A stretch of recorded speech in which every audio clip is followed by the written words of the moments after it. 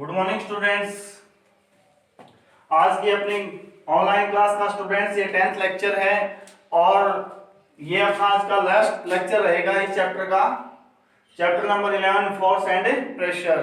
तो आज अपना ये चैप्टर कंप्लीट होने वाला है। ठीक है स्टूडेंट्स, तो अब तक हमने डिस्कस किया था प्रेशर के बारे में, pressure exerted by a liquid, pressure exerted by gases. ठीक है स्टूडेंट्स, तो आज हम स्टडी करने वाले हैं एटमॉस्फेरिक प्रेशर। ठीक है स्टूडेंट्स, तो स्टूडेंट्स आपको पता है एटमॉस्फेयर, व्हाट इज एटमॉस्फेयर।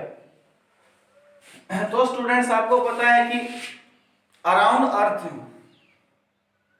क्या है कि डिफरेंट डिफरेंट गैसेस का क्या है, एक एनवलप है।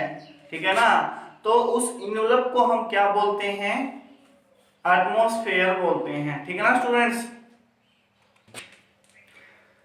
ठीक है ना स्टूडेंट्स। तो एटमॉस्फेयर आपको पता चल गया है कि अर्थ के अराउंड जो गैसेस का, एयर्स का जो इनवलप है, उस इनवलप को हम क्या बोलते हैं, एटमॉस्फेयर। तो the envelope of gases around the earth is known as atmosphere. ठीक है ना स्टूडेंट्स, तो एटमॉस्फेयर किसका बना हुआ है, गैसेस का बना हुआ है। तो आपको पता है गैसेस क्या करती हैं, ऑल डायरेक्शन में प्रेशर एक्सर्ट करती हैं। ठीक है ना, तो जो एटमॉस्फेयर के द्वारा, ठीक है ना, जो एटमॉस्फेयर के द्वारा जो प्रेशर एक्सर्ट किया जाता है उसे हम क्या बोलते हैं, एटमॉस्फेरिक प्रेशर। ठीक है ना स्टूडेंट्स, तो देखिए एटमॉस्फेरिक प्रेशर की क्या डेफिनेशन हो जाएगी, the pressure exerted by the atmosphere is called atmospheric pressure. ठीक है स्टूडेंट्स,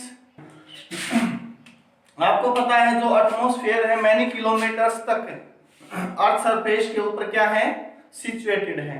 ठीक है ना, तो उसके लिए हमें क्या करना है, एटमॉस्फेरिक प्रेशर फाइंड आउट करना है उस एटमॉस्फेयर की वजह से। ठीक है ना स्टूडेंट्स, तो देखिए फॉर एग्जांपल मैं यहां पे कोई भी एक यूनिट सरफेस मान लेता हूं। आपको पता है एटमॉस्फेरिक प्रेशर क्या होता है, ओनली प्रेशर क्या होता है, प्रेशर सिंपली प्रेशर। तो प्रेशर होता है force on A per unit area. ठीक है ना, क्या होता है pressure, force on a unit area या फोर्स पर यूनिट एरिया। तो स्टूडेंट्स हम क्या करते हैं, जहां पर भी अपने एटमॉस्फेयर के अंदर या अर्थ सरफेस पे जहां पर भी हमें क्या करना होता है, एटमॉस्फेरिक प्रेशर क्या करना होता है, मेजर करना होता है।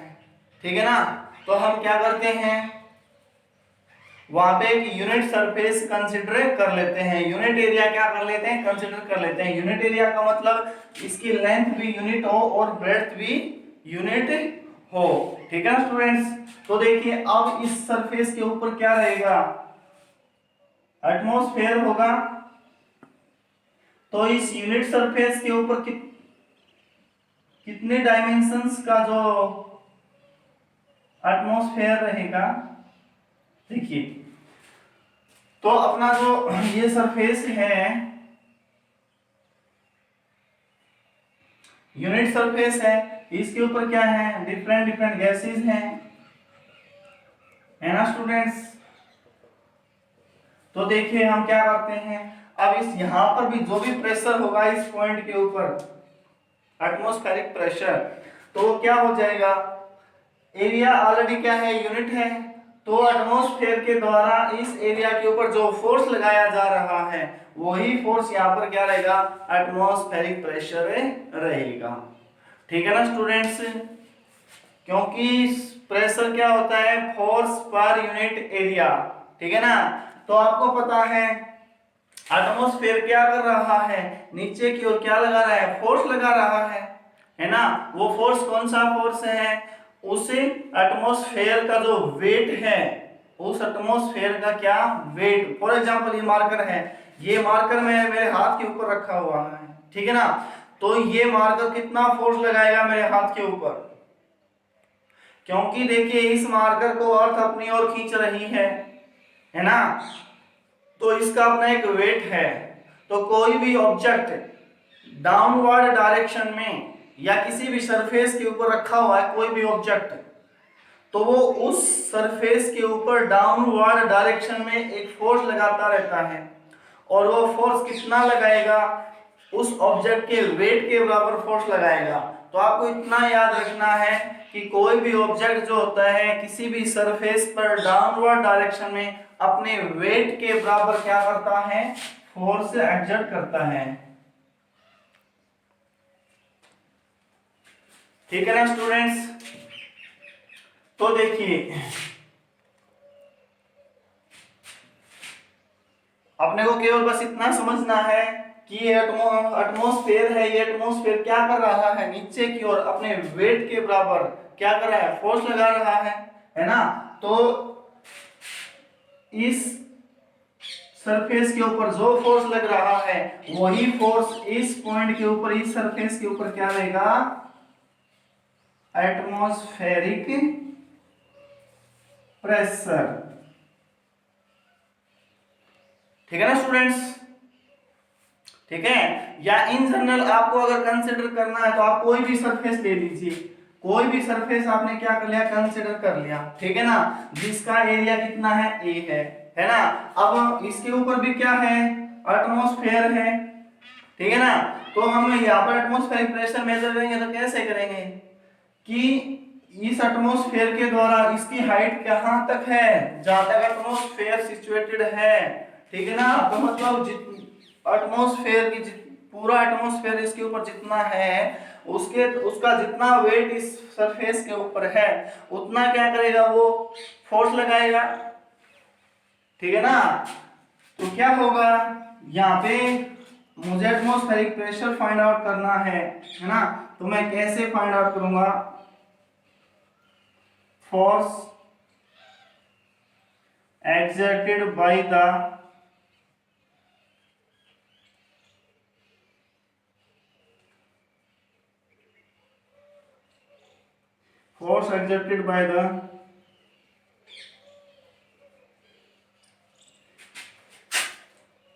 atmosphere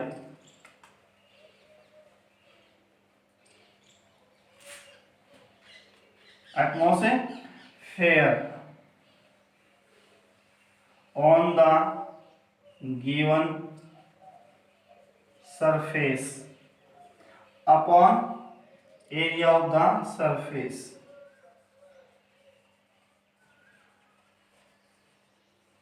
ठीक है, ये क्या जाएगा, एटमॉस्फेरिक प्रेशर। सिंपली वो फोर्स अपॉन एरिया है ना। तो यहाँ पे फोर्स कौन सा आ जाएगा, वो फोर्स जो एटमॉस्फेयर के द्वारा उस एरिया के ऊपर लगाया जा रहा है ना। नीचे क्या जाएगा, वो एरिया, ठीक है। तो आना क्या है, वही फोर्स पर यूनिट एरिया, ठीक है ना। तो ये क्या हो जाएगा, अपना एटमॉस्फेरिक प्रेशर हो जाएगा। अब देखिए स्टूडेंट्स, सबसे ज्यादा एटमॉस्फेयर की जो वैल्यू होती है एटमॉस्फेरिक प्रेशर की, वो कहां होती है, सी लेवल पर होती है। सी लेवल मतलब समुद्र का लेवल, ठीक है ना। क्यों क्यों होता है, क्योंकि समुद्र का जो लेवल होता है सी लेवल, उस सी के ऊपर एटमॉस्फेयर की जो हाइट होती है वो मैक्सिमम होती है। क्या होती है, मैक्सिमम, ठीक है ना। अब हाइट जहां पर देखिए, हमें क्या करना है, इसका वेट देखना है ना। तो जितनी हाइट तक एटमॉस्फेयर होगा उसका वेट क्या रहेगा, उतना ही ज्यादा रहेगा ना, ठीक है। तो सी लेवल के ऊपर क्या होता है, एटमॉस्फेरिक प्रेशर सबसे ज्यादा होता है। अब जैसे जैसे सी लेवल से हम ऊपर जाते जाएंगे, फॉर एग्जांपल ये सी लेवल है, क्या है ये, सी लेवल है ना। तो यहां देखें तो एटमॉस्फेयर की, मान लीजिए यहां तक एटमॉस्फेयर है, फॉर एग्जांपल यहां तक, ये देखिए मैंने एक नोटेशन बनाई है, इस हाइट तक क्या है, एटमॉस्फेयर है, उसके बाद एटमॉस्फेयर है ही नहीं, है ना। तो देखिए सी लेवल के ऊपर एटमॉस्फेयर की हाइट है इतनी। अब जैसे जैसे हम ग्राउंड पे आएंगे तो ग्राउंड क्या होता है, सी से हाइट के ऊपर होता है ना, सी से थोड़ा ऊंचा होता है।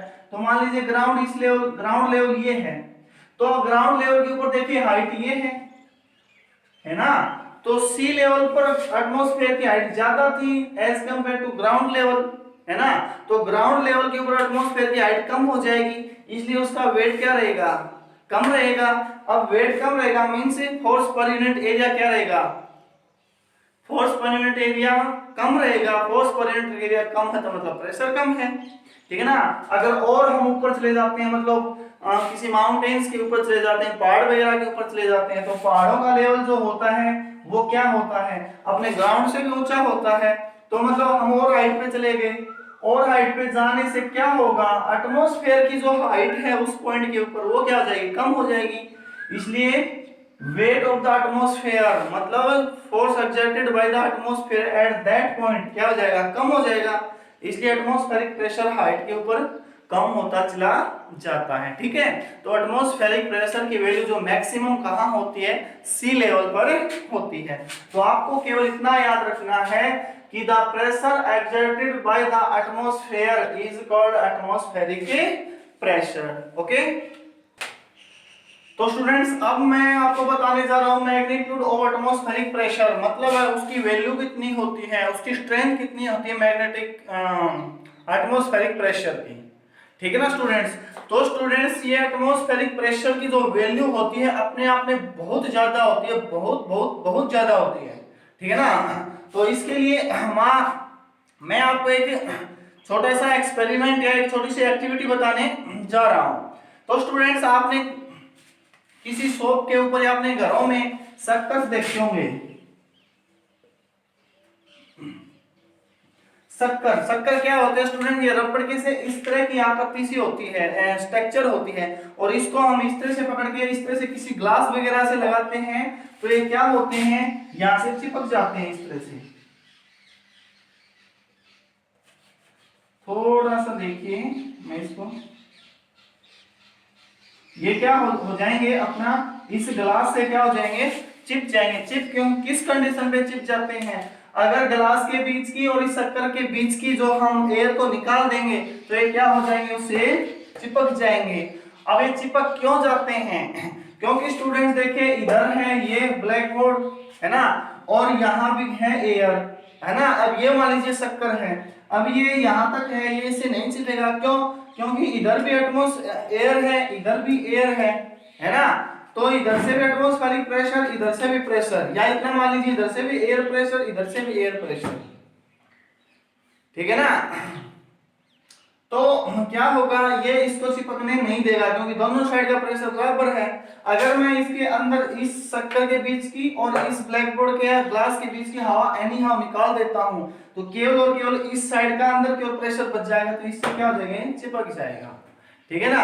अगर हम इस शक्कर और ग्लास के या किसी सरफेस के बीच की टोटली एयर अगर हम निकाल देते हैं तो वो जो शक्कर है वो किसी एक या दो आदमी के से भी नहीं हट पाएगा, इतनी स्ट्रेंथ होती है एटमॉस्फेरिक प्रेशर की स्टूडेंट्स, ठीक है ना स्टूडेंट्स।